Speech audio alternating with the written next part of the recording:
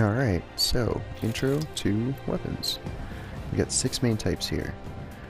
You can see them all here: assault rifle, submachine gun, light machine gun, pistol, shotgun, sniper rifle. Pretty much the same as if you play other shooter games. If you don't, just quick overview. They work for out in the fields, medium range type situations. These are medium to close range. Light machine guns are medium to far range. If you have them in a hallway, it also will do a lot of work. They're also a little bit slower to start up though. Pistols, great for close combat. Some are small pistols. This one's an auto pistol, and this one is a pistol that just hits really hard. Shotguns, close range only, auto shotgun, laser shotgun that you can charge the shots to do a further shot away. This is a legendary shotgun that can only be gotten inside of the game when you get an airdrop. There's a chance that you might get one of these. And then there's this. It's a pistol shotgun. It's not worth existing. Using this thing and your fist, it's about the same thing. Just in the beginning of the game, if there's no other weapon, this might come in handy a little bit, but don't even rely on it. Note how that's the only gun that I really took a long time to talk about. Alright, got the sniper rifles next. Now, the map is pretty huge. These can be pretty effective. This one in particular is more like a really accurate single shot assault rifle. You can add all of the sniper perks to it, but you might as well make sure that you aren't focusing on it, being like a headshot, one-shot kill.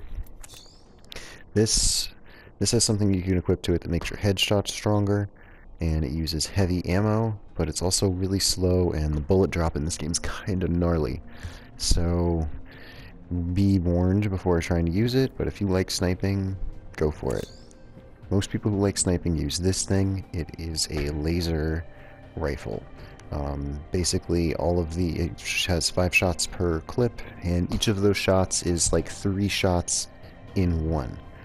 It has something called a choke that basically makes those 3 shots like hit one after the other, so you can like focus your fire if you take a second to charge it, if you get that choke. And the Kraber. This is the one-shot kill if you hit him in the head. Pretty much one shot to knock them down if they don't have shield, if you hit them in the body. Only gotten from airdrops. There are only 2 guns in the game so far that can only be gotten from airdrops. It's this and that shotgun I showed you before, the Mastiff. Alright, next up we'll go to light machine guns. These 2 guns are 2 of the favorites of a lot of players in the game. They have clips of at least 35 for this one, can go up to 50 something, I believe, when you get the extended mag. This doesn't have an extended mag, but it has 45, I believe, just right off the gate. This one shoots energy bullets, this one's heavy bullets. The energy bullet one has the ability to be upgraded with something called a turbocharger. Basically, this gun has to spool up when you start shooting it. It's slow and then it gets faster. The turbocharger means no spool up time, or a lot quicker anyway, so you just go whoop and you roast them. Works really good for most ranges, and in a hallway it's so nice. Spitfire is just really dirty. A lot of people like this gun, definitely worth trying out. Flying Warhawk, how fun. Gotta get my hands on that if I get the chance. Alright, now, submachine guns. These are interesting. Alternator, if, it's the beginning of the game, this is when people usually pick this thing up. It's cool, but it's not the greatest. This people use like an assault rifle. It is really fast on the number of bullets that it can put into someone in a second. If you're hitting them in the face and you have your attachment to make it more stable, that would be the barrel. It's really nice. Now it is a burst submachine gun that uses heavy bullets. It's pretty cool, but what you really need for this thing is something called a select fire. It lets you turn it from a burst of 5 shots into an automatic, and it steamrolls after that. This still might be faster, I don't quite remember, but bottom line is these two really fast fire rates when you got them with the full auto. The burst is technically faster, but the full auto tears through people because it doesn't have that slow time between the shots. And then finally, the assault rifles. Now, people make arguments about what's the best gun in the game. It's usually one between this and this. Basically, these two bad boys, they can put a lot of bullets into someone really fast and really accurately. This thing has a little bit of a spray pattern, but like when you have the turbocharger on it, this is another energy weapon that uses the turbocharger if you can find the attachment. It can cut through someone so quickly that they don't really have a chance to do anything. It is fantastic. Some people don't like it, others really do. Obviously, I'm a little biased because I do. I also really like this gun too. Puts in work. This is a burst gun, but you can, without adding a select fire, you can turn it into a single shot. I really like this as a single shot. It works really well, and it really hurts the enemies. Now this gun is an automatic heavy assault rifle. The downside is, unlike these two, this one you cannot have a barrel attachment, which allows the gun to be a little bit more stable with its shots. So this thing has a bit of a spray pattern. Same thing as this. Doesn't have the barrel attachment, so it has a spray pattern. But this fires so many bullets that it kind of counteracts that.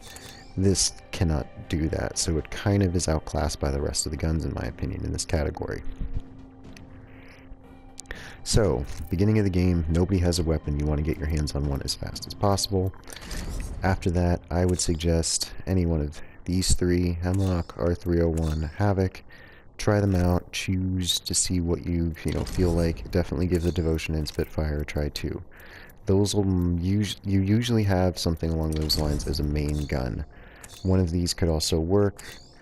This one, definitely this one if you have the attachment. Stay away from the alternator, stay away from the Mozambique, stay away from the P2020 and the RE45.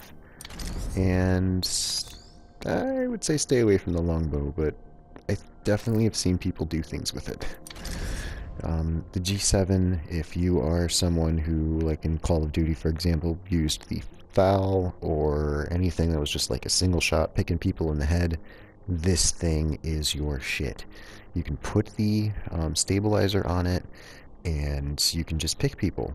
And you can get all sorts of different freaking attachments for it. It can take any of the assault rifle or sniper rifle attachments.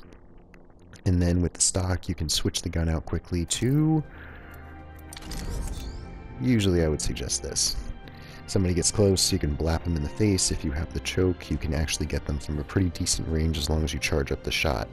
Charging up the shot's a little bit easier if you use Gibraltar because he's got that shield when you are trying to hold up a gun. So like Gibraltar, for example, with this thing is awesome. You can basically just charge up the shot, you got your shield up, and then you just hit them as soon as you get the chance. Alright, so as far as close range guns go, arguably the Peacekeeper and the Wingman have been the best guns in the game for quite a while. They keep nerfing them. I don't like the Wingman as much since the last nerf. Some people don't like the Peacekeeper as much. Bottom line is, even though they keep messing with them, they're still really, really good. Another gun that's really good if you want a finisher weapon, basically something to get someone close range and quickly.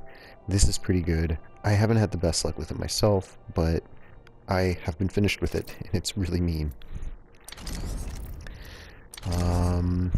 All-around gun, Spitfire and Devotion are definitely favorites.